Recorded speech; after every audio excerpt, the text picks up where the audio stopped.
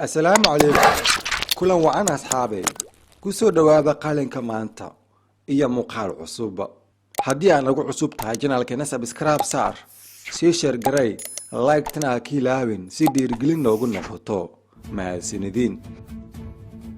مقال كينا مانتا أصحابي وحان كسو قابان دومنا قيب تصدني سقالات وحايا هايد قيبها دوحيسة بدان فيلم ككورلس عثمان وحانا كجري قيب تاسي dhacdooyinka ugu saameynta badan iyo sidoo kale kuwa ugu soo jiidashada badan waxaan eegi doonaa xukunka oo xilligan la isku hayo maxaa ku dhacay Portugal yaha bedeli doona waa sidee xaalka qabiilka macluumaadyo intani in ka badan waxaad ku daawan doontaan muuqaalkeena maanta fadlan nala dhamayso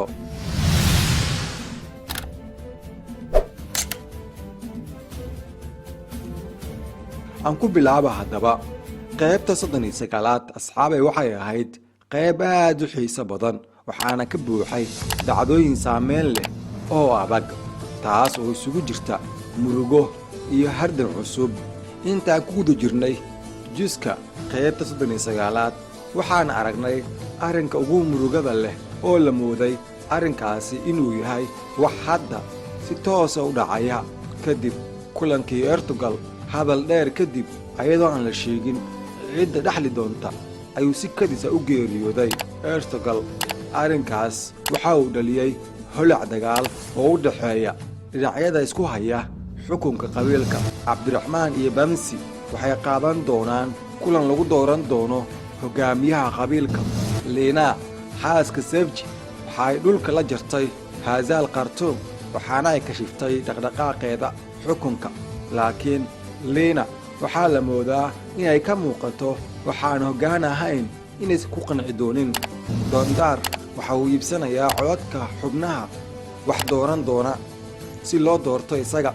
laakiin arrinkaasi waxaa ka shifaya dagaalyahan Booraan Cusmaan u sheegay waxaa Cusmaan wajigiisa uu noqday mid isbedelay waxaana ka muuqday xanaaq badan waxaana loo badinayaa inuu Cusmaan uu ka shifi doono arrintaasi gabagabadii kulanka kadib Cabdiraxmaan Gaasi ayaa waxa uu ku dhawaaqayaa qofka xukunka